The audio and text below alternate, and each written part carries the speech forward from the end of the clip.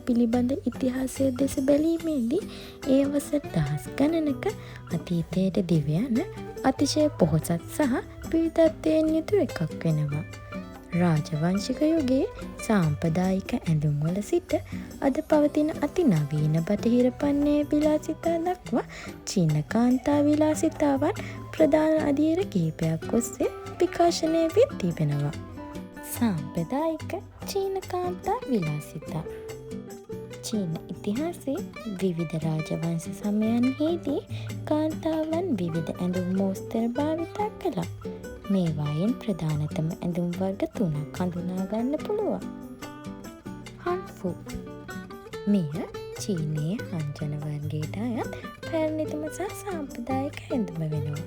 මේ ඇඳුමේ හැඩය වෙන්නේ ශරීරයේ සම්පූර්ණයෙන්ම වැසී යන පරිදි සකස් කළ දිගු අත් සහිත ගවුමක්. චිපාවෝ. 1920 දශකයේ ෂැන්හයි නගරයේදී වඩාත් ප්‍රසිද්ධ වූ මෙය ලෝකයේ පුරාම චීන කාන්තාවන්ගේ අනන්‍යතාවය විදහා දක්වන ඇඳුම ලෙස සැලකෙනවා. Tang suit.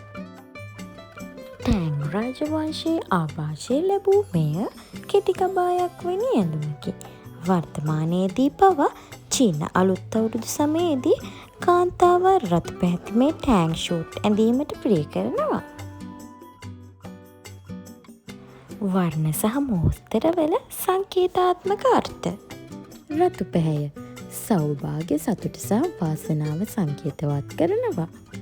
කහ පැහැය පැරණි කාලයේ රාජකීයත්වයේ වර්ණය වූ අතර සාමාන්‍ය වැසියන්ට මෙය තහනම් වුණා.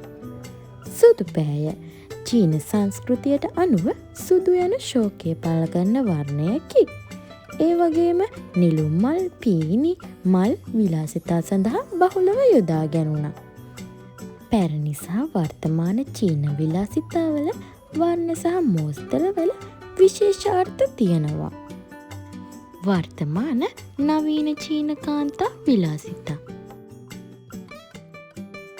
අද වන විට බීජිං, ෂැන්හයි සහ චෙන්ඩු වැනි නගර ලෝකයේ විලාසිතා අගනගර බවට පත්ව ඇත.